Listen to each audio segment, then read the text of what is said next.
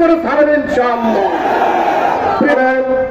ওই ফ্যাসিস্ট আওয়ামী সরকার বাংলাদেশ জামাত ইসলামীকে নেতৃত্ব শূন্য করার জন্য, বাংলাদেশের রাজনৈতিক কালচারকে ধ্বংস করার জন্য সকল দল মতের মানুষদেরকে যখন কণ্ঠস্তব্ধ করে দিয়েছিল, তারই ধারাবাহিকতায় বাংলাদেশ জামাত ইসলামী নেতৃবৃন্দকে ফাঁসির মঞ্চে ঝুলিয়েছিল। বাংলাদেশ জামাত ইসলামীর সম্পূর্ণ অন্যায় ও অগণতান্ত্রিক ভাবে ফ্যাসিবাদী কায়দায় জামাতের নেতৃবৃন্দকে জুডিশিয়াল কিলিং করে হত্যা করা হয়েছে। এটিএম আজহারুল ভাইয়ের ওই সাক্ষী বলেছিল যে আমি 7 মাইল দূর থেকে দেখেছি যে এটিএম আজহারুল ইসলাম অন্যায় করতেছে। কোন বিবেকবান মানুষ এই সাক্ষী গ্রহণ করতে পারে না। হাসিনার 5টা দালালেরা এই সাক্ষী গ্রহণ করে তাকে জেল হাজতে পাঠিয়েছে। আর একজন সাক্ষী বলেছে আমি 3 মাইল দূর থেকে তাকে দেখেছি। 3 মাইল দূর থেকে অন্যায় দেখা যায়?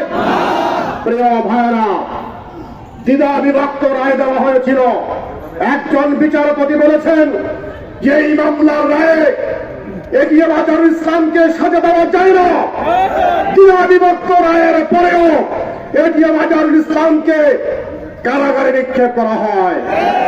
আর একজন সাক্ষী বলেছিল যে আমি এটিএম আজহারুল ইসলামের সাথে একসাথে লেখাপড়া করেছি, অথচ 1968 সালে এটিএম আজহারুল ইসলাম কারামাইকেল কলেজ ত্যাগ করেন।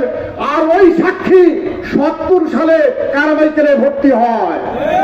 এই সব কাটাকুরি সাক্ষী, এই সব মিথ্যা মামলা দিয়ে যখন জেলখানাকে ভরে পড়া হয়েছিল, আমরা জানি দেশের মানুষ আশা করেছিল এবং এই সরকার বিভিন্ন দলের নেতৃবৃন্দকে মুক্তি দিয়েছে।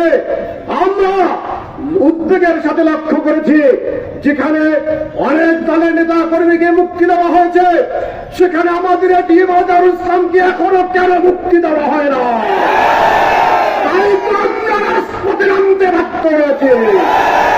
অবিলম্বে আজহার ভাইকে মুক্তি দিতে হবে, নয়তো বাংলাদেশ জামাত ইসলামী বরদাস্ত করবে না। রাজপথের সমাধান করে ছাড়বেন ইনশাআল্লাহ।